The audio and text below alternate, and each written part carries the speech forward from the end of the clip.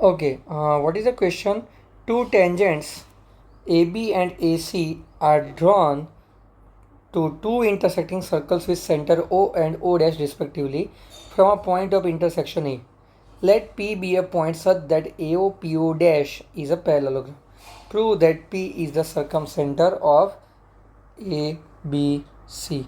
चलो, let's try to find out कि how to solve this thing. तो what I have done कि मैंने यहाँ पे पहले ही ऑलरेडी फिगर ड्रॉ करके रखी हुई जिससे आपका थोड़ा टाइम उतना बच जाए।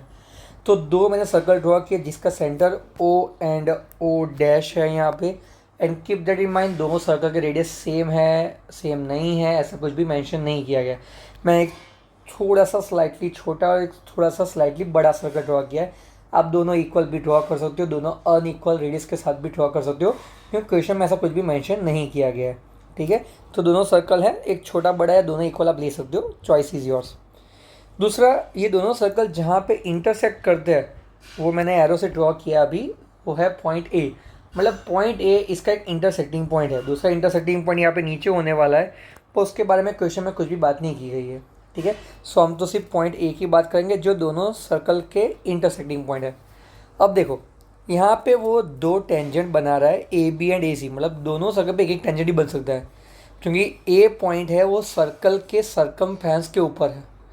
It's not the external point. अगर वो एक्सटर्नल पॉइंट नहीं है, so you need to understand कि आप यहाँ पे एक पॉइंट पे एक ही टेंजेंट ड्रॉ कर सकते हो।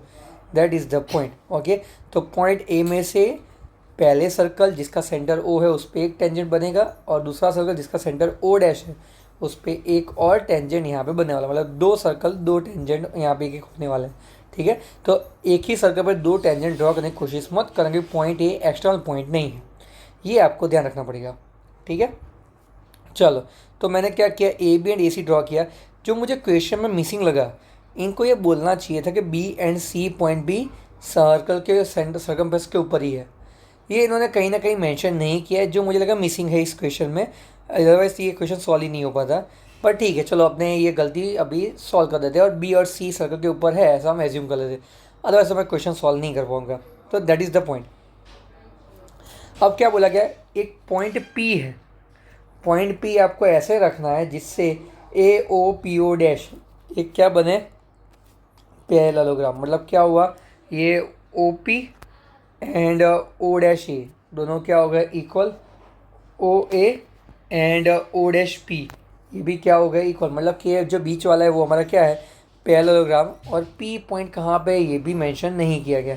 It can be anywhere. ठीक है, सर्कमफ्रेंस के ऊपर भी हो सकता है, सर्कल के अंदर, सर्कल के बाहर, कुछ भी हो सकता है। मैं जो फिगर ड्रॉ की उसके अकॉर्डिंग मेरा पी पॉइंट कुछ इधर ऐसे कुछ आ रहा है, आपका कुछ थोड़ा अलग भी हो सकता है, पर पी पॉइंट कहाँ पे ये भी मेंशन नहीं किया गया। तो what you have to do, you have to prove that ये जो पी है वो ट्राइंगल ए बी सी, चलो मैं ट्राइंगल यहाँ पे ख़त्म कर देता हूँ। ये हमारा ट्राइंगल ए बी सी बन गया बीच वाला, ये पूरा जो मैंने अभी शेड किया हुआ है। तो पी पॉइंट है, इसका सर्कम सेंटर है। अब सर्कम सेंटर माने क्या, सिंपल लैंग्वेज में P A equal to P B equal to P C हमें प्रूव करना है। मतलब P is equal distance, sorry equidistant from A B and C respectively, ये हमें सिंपल लैंग्वेज में प्रूव करना है। तो ये हमारा क्वेश्चन हो गया। ऑलमोस्ट 4 मिनट क्वेश्चन समझाने में ही चली गई, पर अगर क्वेश्चन समझ में आया तो ये आंसर समझ में आएगा। And this is one of the question जो एक टफ क्वेश्चन है। चलो, अब भाई देखो, यहाँ पे ए बी एंड ए सी हमारे क्या हो गए, ए बी एंड ए सी हमारे कॉर्ड हो गए। मैं सर्कल्स अलग ड्रॉ करता हूँ यहाँ पे, सो आपको समझ में आए। ये सर्कल विथ सेंटर ओ ले रहा हूँ, सर्कल विथ सेंटर ओ ले रहा हूँ, और वहाँ पे ये हमारा ये वाला है ए बी कॉर्ड, जो ऊपर था वैसे ही मैंने यहाँ पे ड्रॉ किया, और ये हमारा सेंटर था ओ, और उस ओ से आप एक लाइन बना रहे हो ओ एम पी, ये कुछ इस तरह से आपकी लाइन जा रही है। ठीक है, यहाँ पे एम है, आगे कहीं पे पी है। सो यू नो दैट कि भाई अगर मैं यहाँ पे इसे ऐसे कुछ ड्रॉ करता हूँ तो ए बी मेरा कॉर्ड है, ए बी क्या है कॉर्ड, और सेंटर से जो लाइन बनती है वो कॉर्ड के क्या करेगा, दो इक्वल पार्ट करेगा, it will be perpendicular bisector. तो ये हमें समझना पड़ेगा कि भाई ये जो कॉर्ड है वो इसके दो पार्ट्स कर देने वाला है। देयरफॉर क्या होगा, पहले तो OP is perpendicular bisector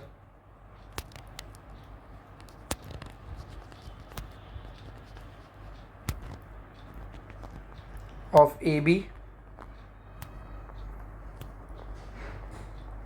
okay, and therefore एक तो हमारा एंगल M 90 हो गया, यहाँ पे जो एंगल M था वो 90 हो गया, और AM एंड BM भी क्या हो गए, इक्वल। शायद कहीं पे यूज़ करेंगे इस से हम एक क्वेश्चन नंबर 1 अभी के लिए बना देते हैं। चलो ठीक है ना। अब चलो क्या होगा आगे, और आगे जाएंगे तो कुछ ऐसा होगा कि भाई सेम वे आपका राइट हैंड साइड भी जो O-N है और O-P, ये वाला मैं दूसरा सर्कल यहाँ पे बना लेता हूँ जिससे आपको समझ में आए।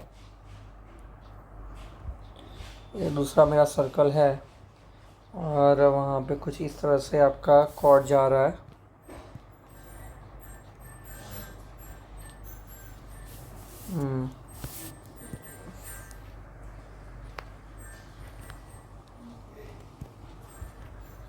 तो यहाँ से भी जो एक्चुअली एक कॉर्ड निकल रहा है कुछ ऐसे, तो ये है हमारा AC, और यहाँ पे मैंने एन पॉइंट मेंशन किया है, और ये हमारा P पॉइंट होने वाला है। ये भी हमारा क्या होगा, परपेंडिकुलर बाइसेक्टर होने वाला है। Similarly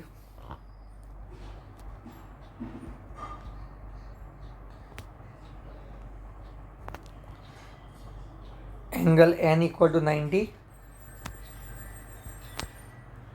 and AN equal to क्या होगा, CN।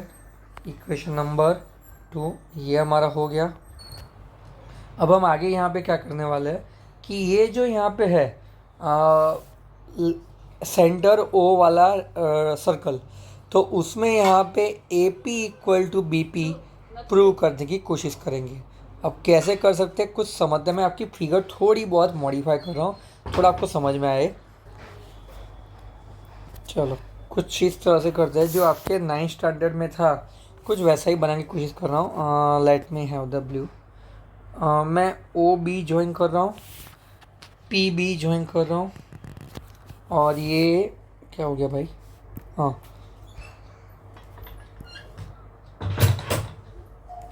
और लास्ट में हम PA को ज्वाइन करेंगे। तो आप यहाँ पे एक समझो, मैं ये ऊपर वाला जो है अब इतना जो शेड कर रहा हूँ मैं, इसको मैं रीड्रॉ करूँगा नीचे जो आपको समझ में भी आए, क्योंकि ये बाउंसर जाने के चांसेस है। इतना मैं रीड्रॉ कर रहा हूँ, AOBP, AOBP ये रीड्रॉ करूँगा मैं, कुछ इस तरह से है।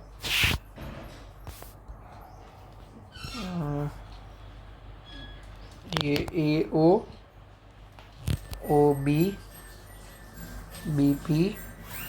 और ये कुछ हमारा ऐसा है, AOBP, बीच में हमारा OP है एक,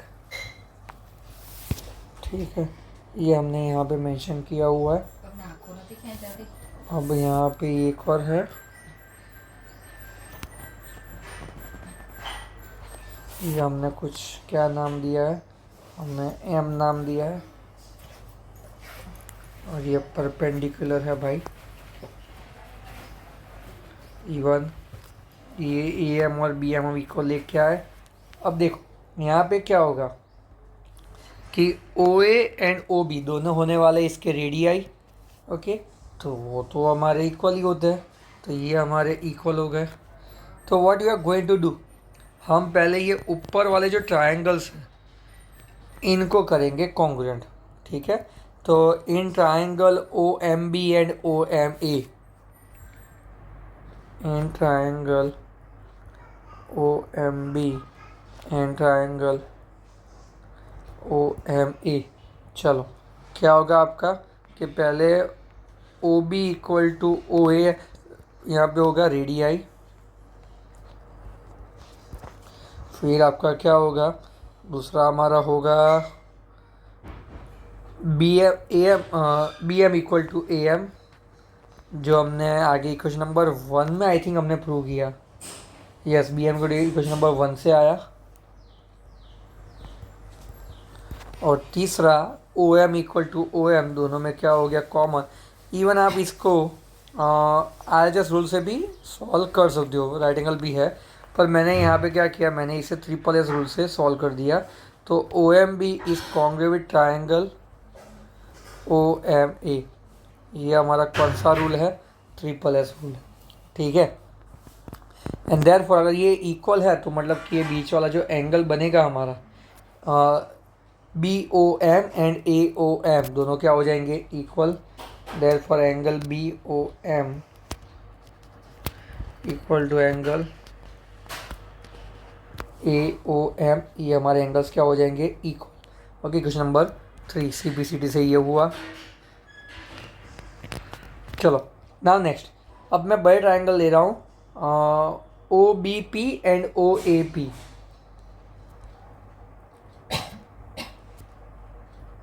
ओ B P O A P, तो इसमें क्या होगा, O B equal to O A तो है ही रेडियाई,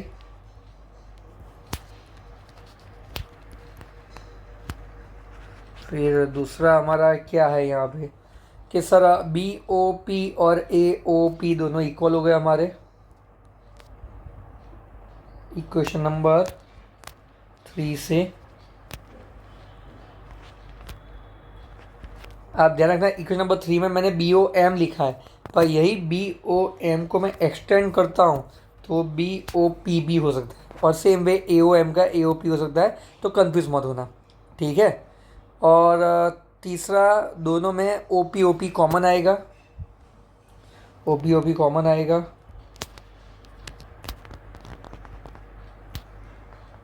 एंड देयरफॉर ये ट्राइंगल्स हमारे क्या हो गए, कॉन्ग्रुएंट।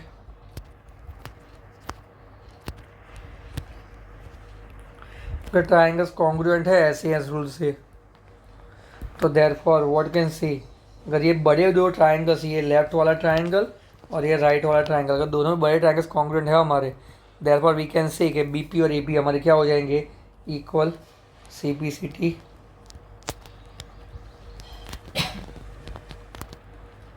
ओके। इक्वेशन 4, जैसे यहाँ पे लेफ्ट हैंड साइड में इक्वल हुआ, ये हमारे जो A P and B P equal हुए, वैसे ही हम ये ए पी और सी पी, सॉरी क्यों ऐसा किया मैंने, ए पी और सी पी मैं यहाँ पे बनाता हूँ, अब इसका रेड पेन से बनाता हूँ। चलो आप इस तरह से ये भी ले सकते हो, ये वाला, ये पूरा जो मैं शेड कर रहा हूँ, तो जैसे आपने लेफ्ट हैंड साइड में किया जिसे मैं ब्लू कलर से शेड कर रहा हूँ, वैसे आप राइट हैंड साइड को भी प्रूव कर सकते हो। तो A P equal to C P आएगा, इसलिए हम फिर से प्रूव करने नहीं जाएंगे, we are going to write down similarly, ठीक है। तो सिमिलरली